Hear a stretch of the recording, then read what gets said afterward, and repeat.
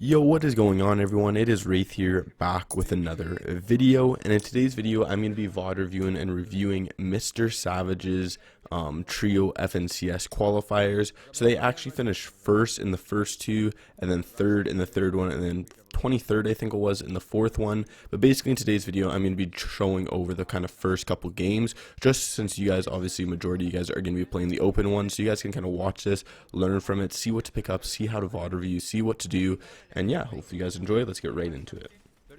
So we're going to start right off the bat kind of in the mid game with 53 people, so decently stacked, nothing too crazy.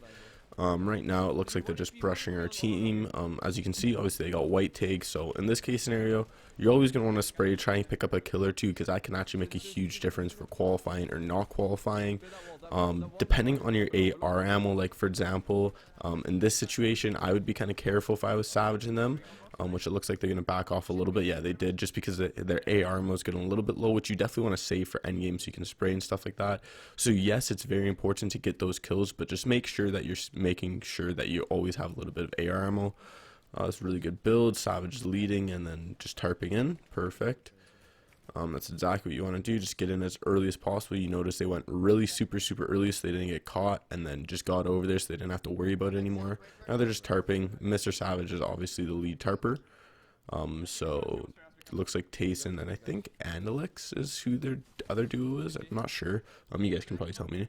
But yeah, it looks like he's the kind of main tarper, and then their support players. So right now they're just tarping, so nothing too crazy. I skipped ahead just a little bit just because it was basically just tarping the entire time. But as you can see, they're just falling back. They got a really good zone pull.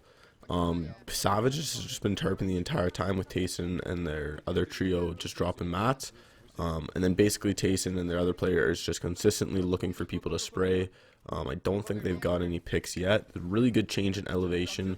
And this is where you can see Mr. Savage's mechanics is just absolutely insane. He goes a little bit off, and then Tayson and his duo is just doing a really good job of kind of following suit, making sure they're sticking together.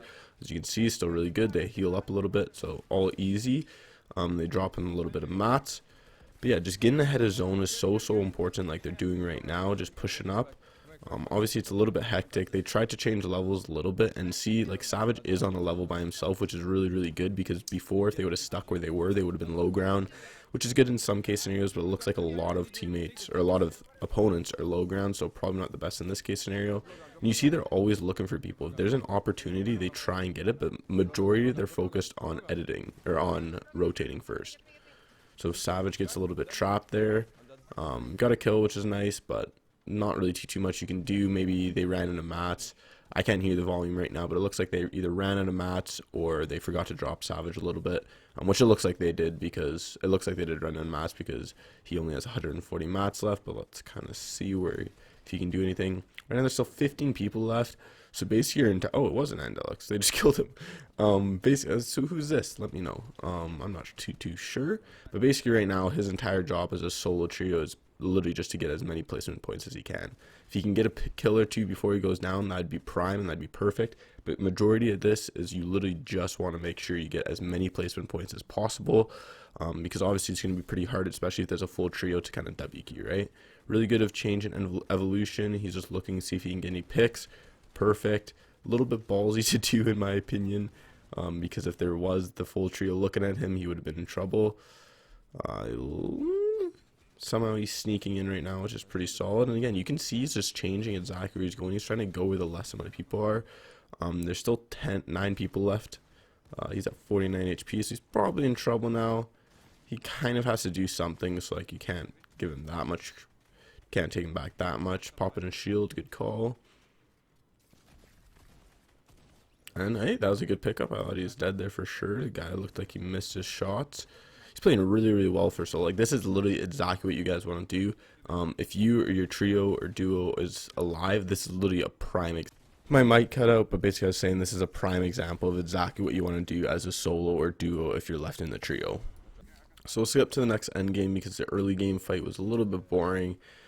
Just something basic, and let's kind of see what they do here. They're already in the half and half, which is obviously super important. Now they're just looking for picks, which I'm assuming most of you guys know. I'm looking for some damage threshold, but for storm ticks, but it doesn't look like they're going to need any to be 900 of above. Maybe they just get someone who's weighted or something like that and they can focus.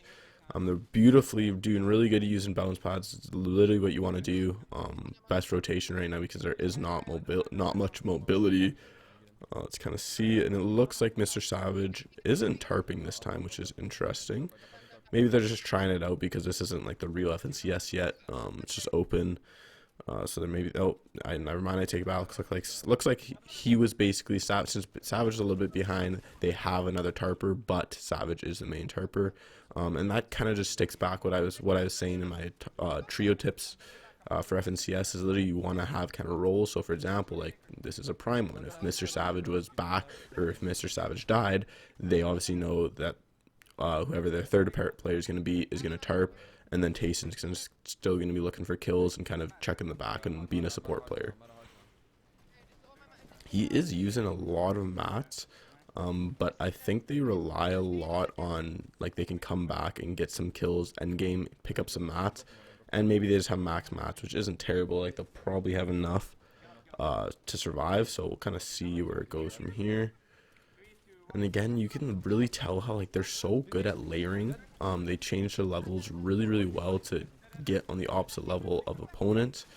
It's a beautiful kill, like I said, just making sure you guys work together, getting the kill like exactly like Savage and them did. They already got a kill before the other people even reacted, right? So just super important, making sure if you're about to edit on someone, you're trying to drop someone down, your entire trio is ready for that. And again, they get really good at getting back together.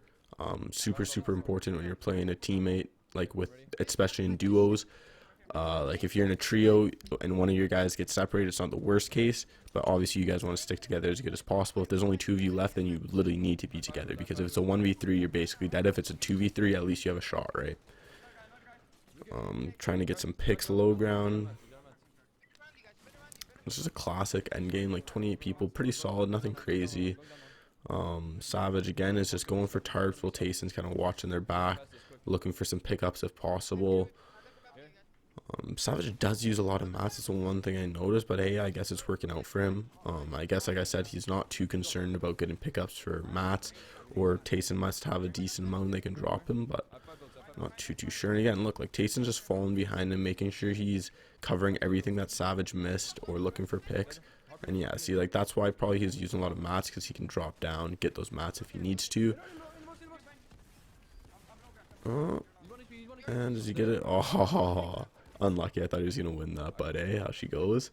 So now it's Tayson, and again, same thing as last game. Tayson's entire job to stay alive as long as possible, try and get as many placement points as possible, and then if he can go out with 1 or 2 limbs, perfect. If he can win, hey, that's ideal. But there we go, he already got in a limb. So basically he's already done his job, is just to get in a limb, get a couple points. But let's see if he can kind of stack up a couple more, get some placement, gets a little bit more kills. Oh, ooh, big damage shot. Oh, Tayson, what a man. See, this is exactly what you want your duo or trio to be doing if they're the last alive. Just getting a couple kills, getting the placement, literally all you can ask for. So you're gonna get this one as well. Don't think you will, yeah, unfortunately not, but hey, that's literally all you can ask for. Now skip into this next end game. It looks like they're already on their moving. And so you can see Savage realizes that that's not his floor and ceiling, so he's instantly just looking at it the entire time, making sure someone doesn't edit on them. While Tayson and their third just go around the corner. Let's see. Oh, Tayson is going up front this time, but it looks like he drops back. Guy kind of randomly dropped in there. So this one's very hectic. It looks like everyone's literally just running around, kind of with their heads chopped off a little bit. Savage is again trying to get forward in front of the zone. Really tough spot there in being this low ground, because yeah, like look, like he has to retake everything. Wouldn't be surprised if someone drops on them, and that's what causes them to die, because it's just so hard when you're playing this low ground. Obviously you can make it work, and if you're solid with it, you should do it, but it's just very difficult, especially if there's already a lot of pre-builds, because it's just so. Oh, let's see, nice little drop. You probably let them know that they just dropping them, drop them in. That's literally free points right there, free mats, free everything, right? So you see, they're trying to get out from that level just because they know it's a hard situation to rotate through. Didn't look like he found an angle, so he just got back down, got with his teammates, and that's all really you can ask for. So it's really hard this low ground, but hey, can't do too much. 15 people left. They're in a pretty good situation. They have decent mats, decent health, everything. Savage is kind of building. See, he's like, that's just all you need to do is just place builds ahead. If you're the tarper, you just need to place builds ahead, making sure that you and your teammates are covered as much as possible. Someone gets dropped down. Easy, again, just easy picks. Like, they're always paying attention who's above them, who's underneath them, to try and get some free picks if they can, because that's literally just so many points stacking up. They've got what, 6 kills in this end game, I think, something like that. Which so many teams are just so focused on rotating that they don't even look for kills, which is just so many free points you're missing out on. So really hard to rotate. This is very difficult through the bridge.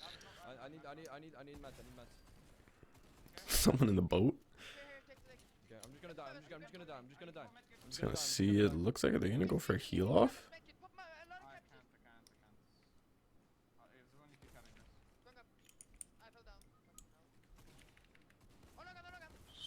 So let's kind of see what happens. They play. So skipping to the next end game. So basically, the biggest things I've kind of seen so far is their ability to stick together, which is actually so crucial that so many people like fail to understand that. They're like, oh, me and my trio stick really well together, but in reality, they're on different layers. They're fighting different people. They're not communicating.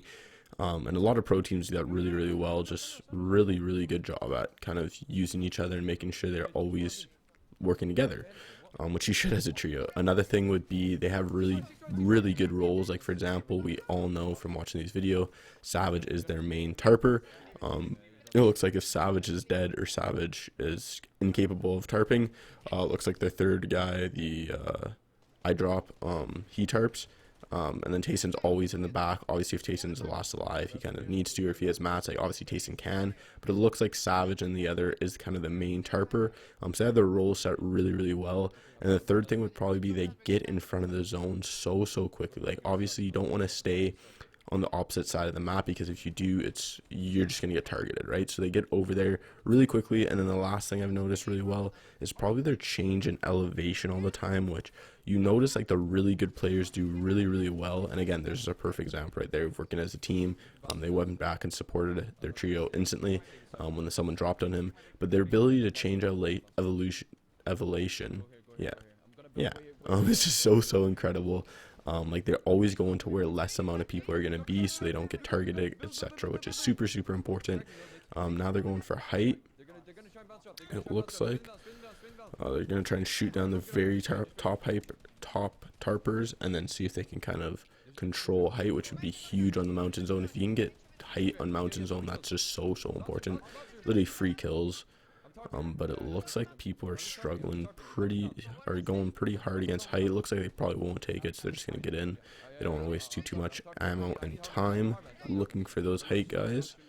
And again, it's just another prime example of a perfect end game that they do. Savage gets up front, tarps up, and then it looks like the other two just follow behind, looking for following up tarps, or if they need to, looking for some picks, etc. Like, it just amazes me how much, I didn't even see that guy, it just amazes me how much mats Savage uses. But like I said, obviously it works out for them. He just wants to be ultra protected so they don't get targeted, which is fair enough. I believe in their ability to get some picks and get some mats back up if they need to.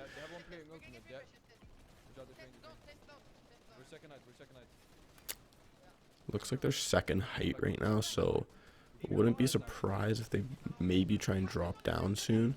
Go back down where they were, just because like if you're second height, you're gonna get targeted from those height guys the entire time. Oh, or they could break them down, which isn't a bad idea either. Go, they're breaking down, so they're fighting for height again. Ooh, that could have been a sick play. Using the bounce pads to go for height, classic. Because if you can get height on this zone, that's so huge, right? Basically literally a free game if they can control this height and keep it. Mounting zones where you're on height is basically a free win if you know how to play it properly. Which it looks like they just got height, so let's see kind of what they do here. Maybe 14 people left. This should be the freest win of their cash cup, or their qualifier, I'd assume. Let's see, it looks like they're just taking their time, popping shield, going for picks. It's just a classic now. It's just you take height, try and get as many kills as possible before you win. It's basically to go. Worst case, if it comes to the heal off, Savage knows he wins because he has 7 chug splashes and 2 floppers, actually. So now it's just spray down, try and get some picks, try and get as many kills as possible. It's not really too much you can do here with people still having mats, still tarping properly, because you only have 30 bullets in the clip. The best thing you can kind of do is all call out when you hit someone for a lot of damage, like cracked or white or something like that. Then you all focus him and try and get that pick. But I'm sure you guys all kind of know that already. Looks like 10 people left, or 7 people. Probably. Yeah, it looks like they're probably. Yeah, it looks like those two are kind of. Again, this is a classic example. Those two are playing more aggressive, dropping down, and then Savage stays height because he has the whites to heal in a heal off if he needs to. They are going for a couple kills, and it still looks like even if they die, Savage still should be able to pop off with his win. I don't. Yeah, see, there we go. Easy win, and then that's basically how you do it. So that's basically it for today's video. 16 minutes of kind of VOD review, what I look at, how I do it. Hopefully you guys enjoyed this video. If you did, make sure you slap a like button on it. Comment what you want to see for a future video. Hit that subscribe button. Use creator code WraithFN in the item shop. And I'll see you guys in the next video. Peace.